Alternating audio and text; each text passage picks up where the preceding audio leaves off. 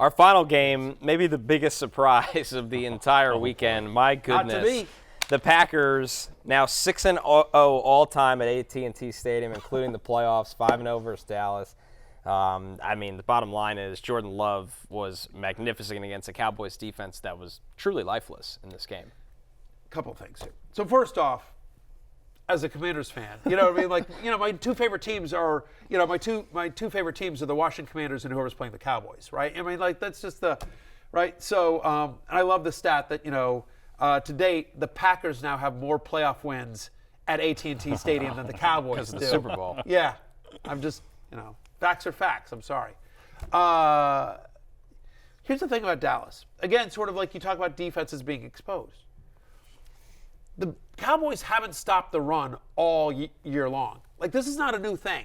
They have been one of the worst teams in the NFL against the run in terms of, on a per play basis. The problem is that the Cowboys offense has been rolling so well that teams get down and they abandon the run, and so the counting stats don't look there. But like on a per play basis, the Cowboys are a bottom 5 run defense. They haven't been able to stop the run all year long. And so then you sit there and go like, okay, so they're running the ball well. Aaron Jones played unbelievably well. I love this.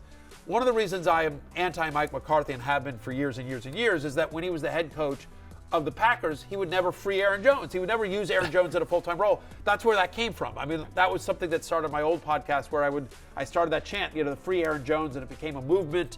People took to the streets, they made signs, the whole thing, the hashtag free Aaron Jones.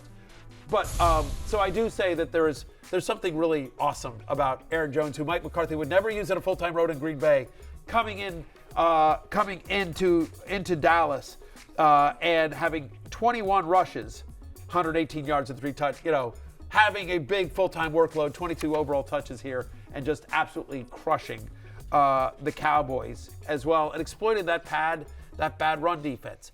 I also think two other things here. Jordan Love, if it wasn't for C.J. Stroud, all we'd be talking about is the brilliance of Jordan Love, because he played magnificent in this game here. And I thought this was a masterclass of play calling by Matt LaFleur as well. Yep. And I think with the Dallas defense, it's pretty simple. They're not very good against the run, but teams haven't been able to run against them because the offense has been so good. And then with their pass D, if Parsons and Lawrence don't get home, then they're just hugely exposed on the back end and those guys create quick pressure a ton of the time. They have these ball hawks in Bland and Gilmore behind them, but the Packers protected really well. Like, this is an absolute joke. That's the Luke Musgrave. That's the Luke Musgrave wide open touchdown. Yep. But Jordan Love was fantastic, and I mean, two coach openings might have come out of this game, because I don't think Dan Quinn's getting hired in Seattle or anywhere really. Tough to sell that one. Yeah, because that was an absolute pantsing. Like, he just got absolutely destroyed by Matt LaFleur. Yeah, I mean, like, you can talk away a little bit, some of it, because the truth of the matter is so Dak throws a pick six. He throws the first interception, and I'm not the biggest Dak fan, but the first interception I don't think he can put on Dak. The kid just made a great play. That was just an unbelievable interception. Savage. The Jair Alexander one or Savage? Savage. Yeah. I was saying that was just an unbelievable play. They both were. Well, they both were, yeah. But that was the one I was talking about, because that was the one that was in their territory. Right. And put them, so all of a sudden the Packers have a short field, and then there's the pick six. You know what I mean? So the offense is putting the defense in a hole. You can't blame sort of those two scores on Dan Quinn. No, I don't think you can blame on Mike McCarthy either. Like, I don't say this is like, Mike McCarthy's got to go out of this game. Like, I think this is on the defense, and then also Dak. Here's the thing with Dak. Like, I don't believe that like choking is a real thing. It's like, Peyton Manning was a choker until he leads the Colts from 21-3 down against Tom Brady in the AFC title game and then wins the Super Bowl. But I mean, if there is a guy like Dak looked like Sam Darnold on Monday Night Football seeing ghosts in that game. Like, it wasn't so much the picks, it was the picks that should have been caught that weren't. And it was like the Buffalo game a month ago. He threw a pick at the goal line. He threw what should have been a pick at the goal line at the end of the first half, too. He just didn't seem like he was all there. And it was the same thing last year against San Francisco.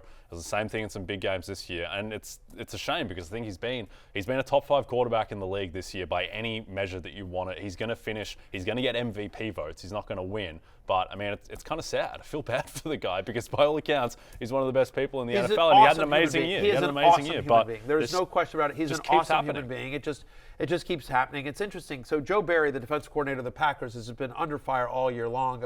And so we were talking about this in the the room where whatever, where we all watch the games, all the Football Line America crew. We're just talking about the fact that, yes, Joe Barry maybe doesn't have all the weapons that the Cowboys do defensively. But the one thing that's interesting is that Barry comes from a West Coast offense back. He's played, he's been a coordinator. He's been on the coaching staff of a lot of West Coast offense type teams. And that's basically what they're running in Dallas. And so even though he may not have the, quote, talent, he sort of knew what was coming. Right. I thought Joe Barry called a great game as well, just sort of a masterclass in play calling, and good for the Packers. Like, it's a great story. It was one of these things. I'm curious, because you're Mr. Jets, Aaron Rodgers, what Rodgers might think, like, why didn't you want to play in this offense, Aaron Rodgers? Why didn't you want to play with these guys? Because Romeo Doubs and Christian Watson, and look good. Doubs has a huge game. Jaden Reed, who's been so awesome down the stretch, he doesn't really do anything in this game. Whatever. Doubs sort of has his game. Wicks catch the touchdown, but there's some players there. And just, I think LaFleur's coaching is what stands out above all, is that, Rodgers is a guy with a reputation that wants to be the head coach of the offense. LaFleur, with an offensive background, comes over there and wants to do things his way.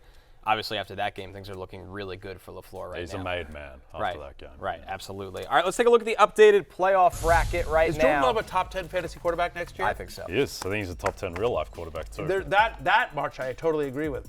I think there's a strong argument for that. Jordan Love just playing awesome. All right, as we take a look at the updated playoff bracket, we will get Green Bay against San Francisco. That is going to be excellent.